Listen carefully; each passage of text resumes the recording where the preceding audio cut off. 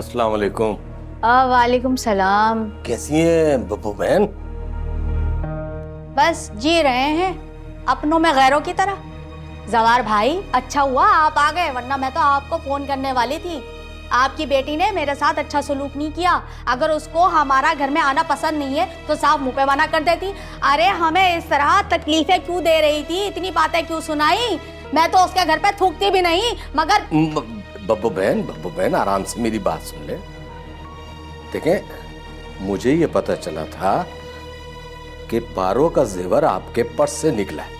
हे अल्लाह, तौबा तौबा तौबा। लो भला बताओ, आप मुझे चोर समझ रहे हैं? नहीं, ऐसी कोई बात नहीं है। देखें, बात ये है कि पारो भी ना थोड़ी सी भुलक्कड़ है। भाई हो सकता है कि उसने अपना जेवर आपके पर्स में रख दिया हो और वो समझ रही हो कि उसके पर्स में रखा है और फिर वो भूल गई हो। बहरहाल देखें, जो भी हुआ बड़ा बुरा हुआ, मगर आपको इस तरह उसको घर से नहीं निकालना चाहिए था। ये बहुत बुरा हुआ है।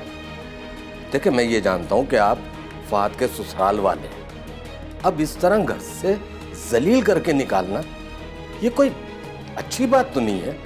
अच्छा जवाद भाई, आप अगर मेरी बेइज्जती का मजाक उड़ाने आए हैं ना, तो आपको यहाँ आने की जहमत करने की जरूरत नहीं थी।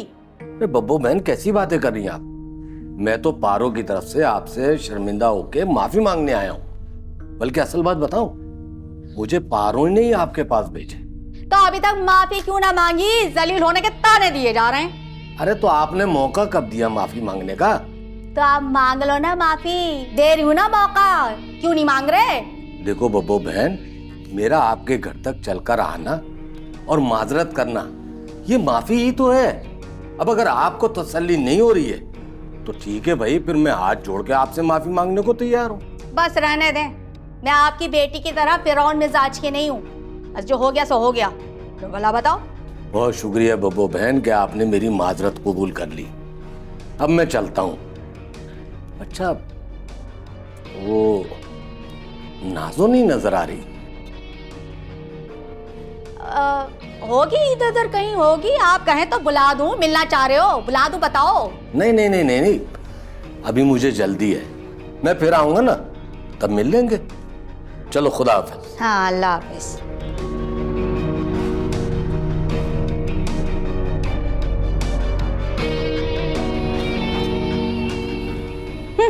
बढ़िया आया मुझसे माफी लेने वाला।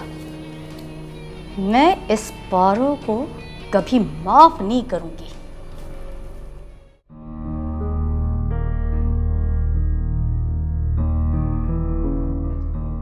बेटी, कैसी हो?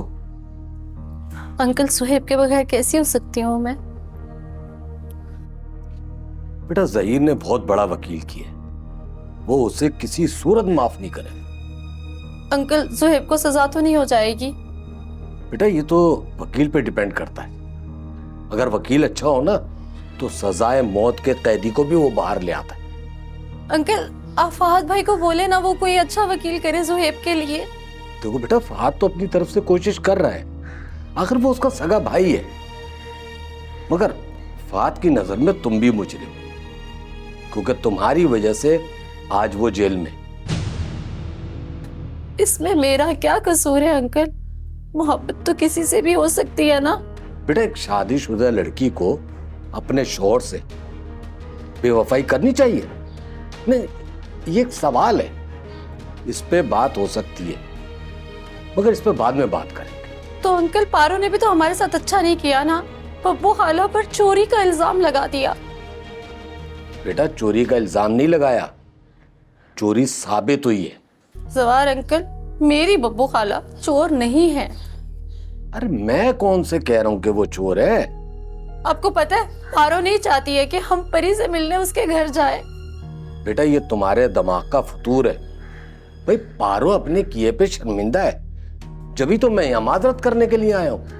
जवार अंकल, आप जितनी भी माजरत कर लेना, हमारी गई हुई इज्जत अब वापस नहीं आ सकती। बेटा ये छोटी मोटी बातें हर घर में हो जाती हैं, दरगुजर करो सब। जवार अंकल, मुझे हमेशा आपसे शिकायत रहेगी, आपने मेरी सास से शादी करके अच्छा काम नहीं किया। बात सुनो, मैंने तुम्हारे खातिर तुम्हारी सास से शादी की ताकि मैं ज़ुएब को बचा सकूं। तो प्लीज अंकल कुछ करें, ज़ुएब के लिए कुछ करें, मैं मर जाऊंगी उसके बगैर। बेटा तसल्ली रखो, मैं कोशिश कर रहा हूं ना, मैं करता हूं कुछ। अल्लाह हाफिज। अल्लाह हाफिज।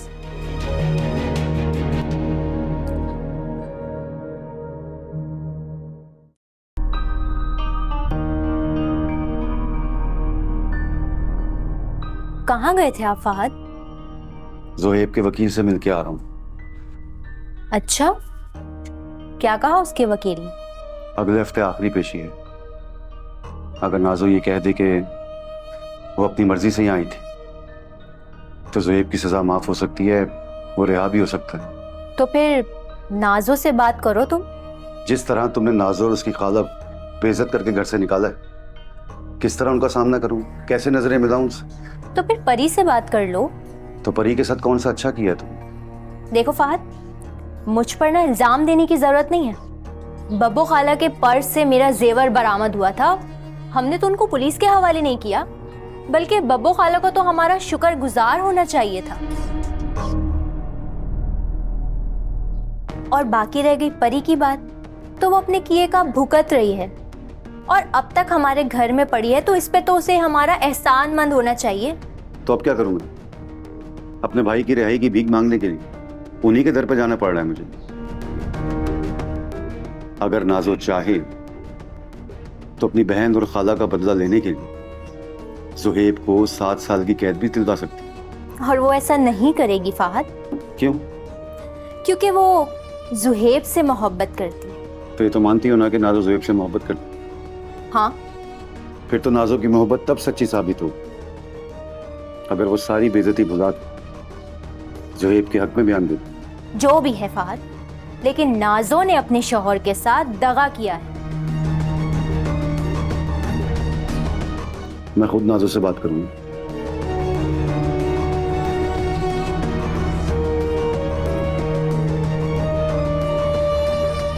सुहेब, कैसे हो तुम? अपनी मोहब्बत की कैद काट रहा हूं। तुम बहुत याद आते हो। तुम भी बहुत याद आती हो नाजो। मैं तो तुम्हारी मोहब्बत के सहारे ही दिन रात गुजार रहा हूं। सुहेब, तुम्हारे लिए खुशखबरी है, मैंने ज़हीर से तलाक ले ली है। क्या वाकई? ये तो बहुत बड़ी खुशखबरी है मेरे लिए। सुहेब, तुम जल्दी से रिहा हो जाओ। तुम्हें पता है अब हमारे प्यार के दरमियान में कोई दुश्मन नहीं है। मम्मी भी शादी करके इस्लामाबाद चली गई हैं। अगले हफ्ते मेरी पेशी है। फहद भाई आएंगे तो मैं उनसे कहूंगा कि वो किसी वकील से मेरी बात करें। अगर तुम अदालत में अपना बयान दे दो कि तुम अपनी मर्जी से आई हो, इसमें मेरा कोई अमल दखल नहीं था, तो तब जाके मैं रिहा हो सकता हूँ।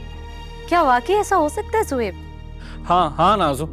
तो बस ठीक है, मैं अदालत में ये बयान दूंगी कि मेरी सास मुझ पर तशद्दुद करती थी, मैं उससे तंग आकर घर छोड़कर भागी थी और इस सारे मामले में तुम्हारा कोई कसूर नहीं है। नाजो, मैं जैसे ही बाहर आऊंगा तो हम शादी कर लेंगे। बस दे दें, टाइम पूरा हो गया। हाँ ठीक है, okay. Thank you so much.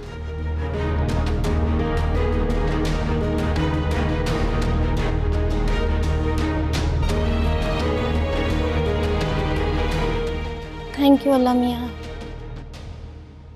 और अगर तुम मेरे कजिन ना होते ना तो मैं तुमसे कभी शादी नहीं करती। बीवी तो तू बाली की ही बनेगी। सुनो लड़की, तुम इस घर की बहू नहीं बनोगी। तुमसे शादी करना सिर्फ मेरी एक मजबूरी थी। मुझे तलाक चाहिए।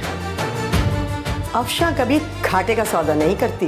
अरे मौजा होगी। क्या नबील मुझे तलाक दे देगा? जमाल को कुर्बानी देना होगी, यही इसका आखिरी हल है। पागल हो गया तू जल्ला। उससे तो बेहतर था कि तुतिया पाल लेता। नाजो, अगर तुम बयान दे दो कि तुम अपनी मर्जी से आई थी, जोहेब तुम्हारे साथ नहीं था, तो जोहेब रिहा हो सकता। आ गया ना ऊंट पहाड़ के नीचे, लिहाजा मियाँ किसी के साथ इतनी ज्यादती ना करो कि वक्त पड़ने पे उसका सामना ना कर सको। उस वक्त तो तुमने हमें घर से निकाल दिया था, लेकिन एक लम्हे के लिए तुमने ये नहीं सोचा कि कम से कम मैं इनकी बात तो सुन लूं। लेकिन तुमने तो उस वक्त अपनी बीवी की सुनी, उसकी ही बात पे यकीन किया।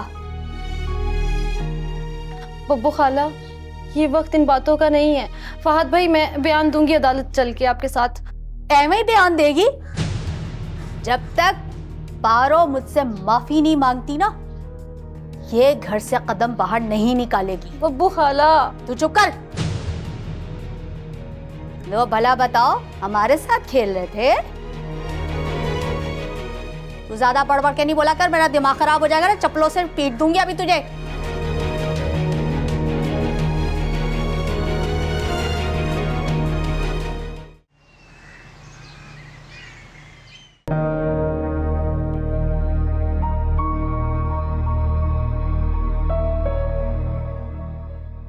जब तक पारो मुझसे माफी नहीं मांगती ना, ये घर से कदम बाहर नहीं निकालेगी।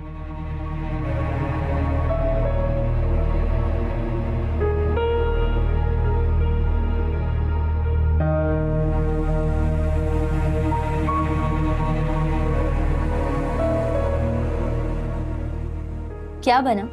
नाजो बयान देगी?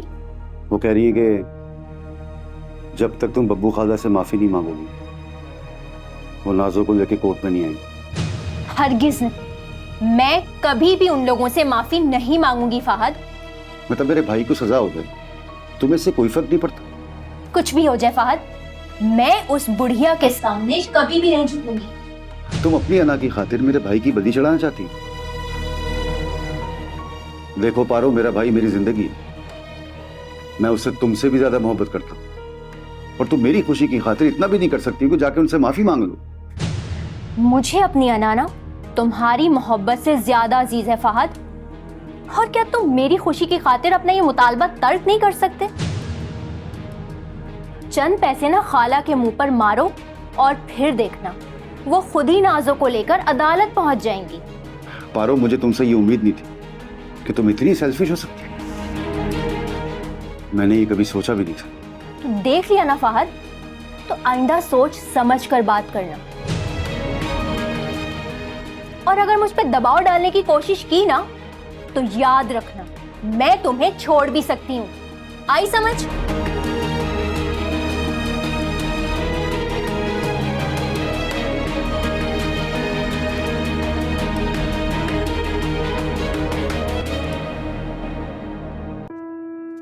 अम्मी की बहुत याद आ रही है।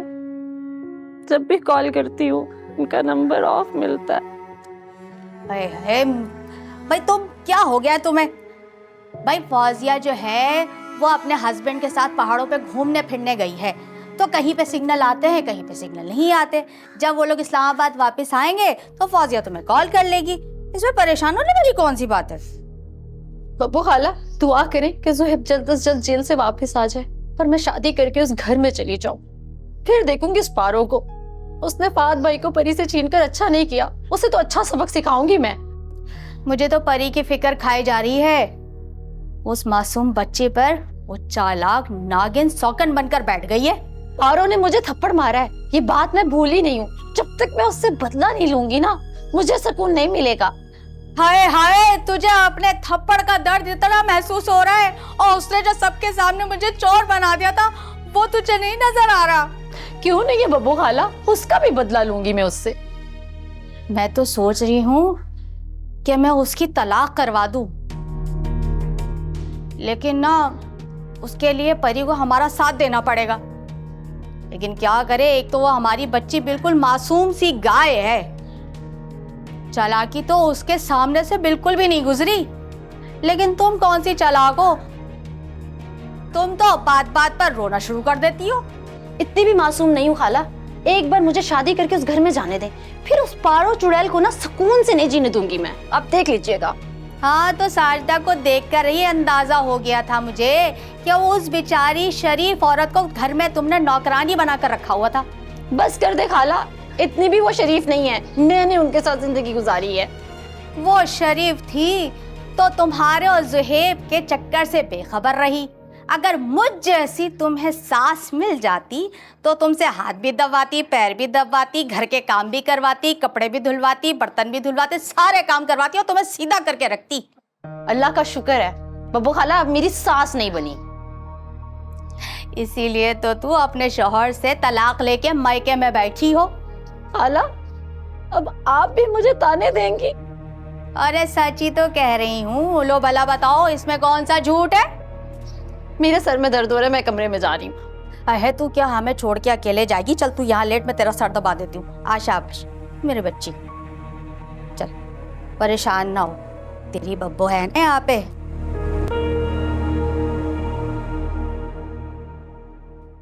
अब्बा ये लें आपकी चाय।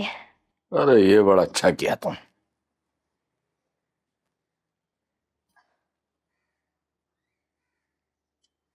अब्बा फाहद ना मुझे मजबूर कर रहा है कि मैं बब्बो खाला से माफी मांगू।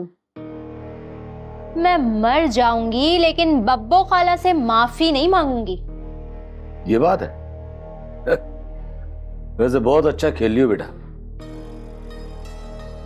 देखो, अगर तुम बब्बो खाला से माफी नहीं मांगोगी तो बब्बो नाजो को अदालत नहीं जाने देगी, और अगर नाजो अदालत नहीं जाएगी और जाके ये गवाही नहीं देगी कि मैं अपनी मर्जी और रजामंदी से जुएब के साथ भागी थी तो जुएब की सजा तो पक्की। अब्बा मतलब सांप अपनी मौत खुद ही मर जाएगा और नाजो भी इस घर में नहीं आ सकेगी, और फिर हमारे लिए मैदान बिल्कुल साफ हो जाएगा। फिर ये घर जो है ना, मैं तुम्हारे नाम करा दूंगा। बस मुझे 1 साल मिल जाए। कागजात में रद्दो बदल के लिए पैसे की तो जरूरत पड़ेगी, मगर तुम फिक्र नहीं करो, साजदा के पैसे कब काम आएंगे। बस एक ख्याल रखना बेटा कि फहद को अपनी मुट्ठी में बंद करके रहो। अरे अब्बा आप फिक्र ही ना करें, फहद तो पूरा मेरी मुट्ठी में है। वो तो मेरे इशारों पर चलता है अब्बा। ऐसा जादू किया है ना उस पर मैंने। बेटा बस एक बात का ख्याल रहे कि परी फहद के करीब ना है, क्योंकि देखो बेटा मर्द जात है, कब फिसल जाए कुछ पता नहीं होता। अरे अब्बा फहद के जहन में ना मैं रोज परी के बारे में जहर भरती हूँ, और पता है फहद परी से इतनी नफरत करने लगा है कि अब उसकी शक्ल भी नहीं देखना चाहता। तो बेटा जहर की मिकदार थोड़ी बढ़ाओ, ठीक है? और जब तुम परी को खूब जलील कर चुको, तुम्हारे दिल को तसल्ली हो जाए, इत्मीनान हो जाए, तो उस चुड़ैल को इस घर से निकाल दो, क्योंकि बेटा उसका इस घर में रहना तुम्हारे मुस्तकबिल के लिए खतरा है। मेरी इस बात को ना ठंडे दिल से गौर से सोचना। अरे अब्बा मैं वो दिन भूल नहीं सकती जिस दिन परी इस घर में दुल्हन बनकर आई थी। मेरे दिल पर जो जलन की बिजलियां गिरी थी ना, मैं वो दिन भूल नहीं सकती अब्बा। यही गुस्सा मुझे फहद पर है। उसने मेरी बेटी को रिजेक्ट करके ना मेरे मुंह पे तमाचा मारा था, अब तुम देखना, मैं उसको ऐसा जूता मारूंगा कि उसकी तकलीफ उसकी कब्र तक महसूस करेगा। वैसे अब्बा, अगर आप मेरे साथ नहीं होते ना तो मैं तो कब की मर गई होती। अल्लाह, तुम क्यों मरो? मरे तुम्हारे दुश्मन। अरे अब्बा, एक दिन जरूर हमारे दुश्मन मरेंगे।